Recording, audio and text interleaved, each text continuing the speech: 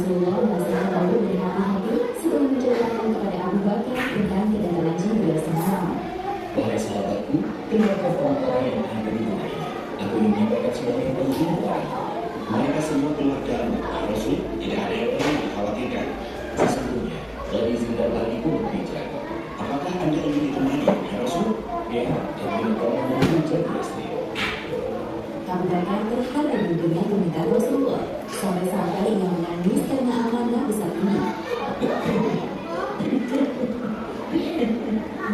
Sejak jauh-jauh hari, Abu Bakar telah menyiapkan 2 ekor unta yang akan mereka gunakan untuk berhijrah ke Yasrib. 1 unta untuk dirinya dan 1 unta lagi untuk mendampingi Rasulullah. Ya Rasul, ambillah salah satu dari unta ini yang Anda sukai. Maaf semua, kalau aku tidak biar segera mati. Apapun dari sudah sampai tertunda, menjadi maka biasa adalah ibadah yang mulia. Maka aku ingin melakukan semua yang aku miliki demi menempuh perjalanan ini.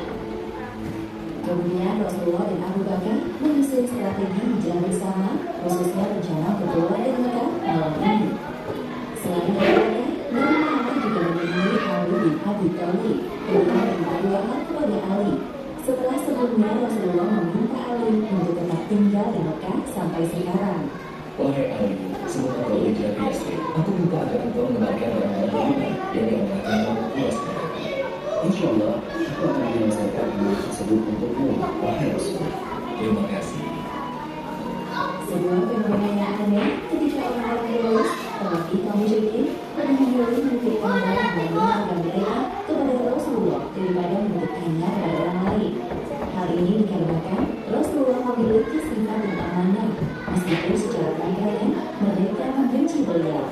Lalu Rasulullah melanjutkan pembicaraannya yang belum selesai dengan Ali. Dan sama lagi, malam nanti tidurlah 2 jam.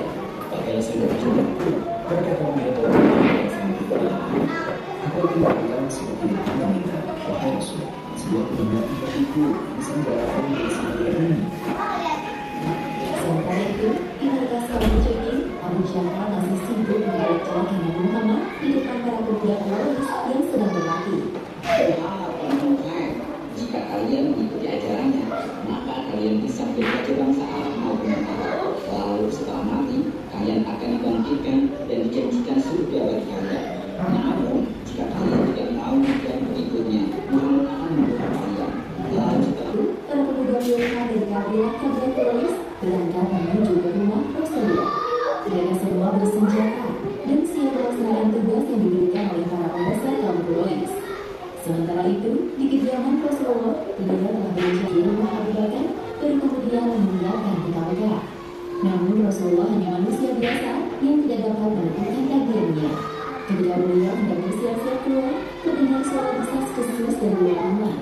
Ternyata para pemuda pilihan kaum musyrikin telah mengepung sekitar rumahnya. Mereka datang lebih awal dari perkiraan beliau. Para pemuda Quraisy berkencang di sekitar kediaman Rasulullah untuk mengawasi setiap pergerakan yang terjadi. Malam ini Muhammad akan mati di tangan kita.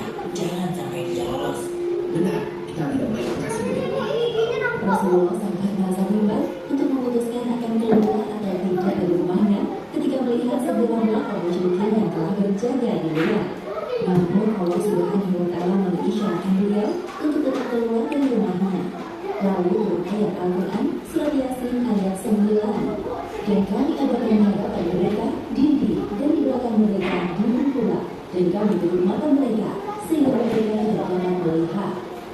Akhirnya Rasulullah memberanikan diri untuk keluar dari rumahnya sambil membaca surat Yasin. Ketika melewati para pemuda Quraisy, beliau mengabulkan segenggam tanah di atas kepala mereka satu persatu. Allah Subhanahu wa Ta'ala telah mengabulkan pandangan mereka hingga tertidur pulas. Warna langit mulai berubah, perayaan tersebut sebentar lagi tiba. Seorang kaum musyrikin mendatangi sekelompok pemuda Quraisy yang sedang tertidur pulas di sekitar rumah Rasulullah. Apa yang sedang kalian tunggu? Hah? Sudah pergi? Bagaimana dengan Muhammad?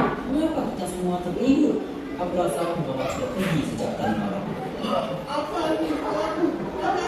Pasti Muhammad yang menaburkan tanah di atas kepala kalian hingga membuat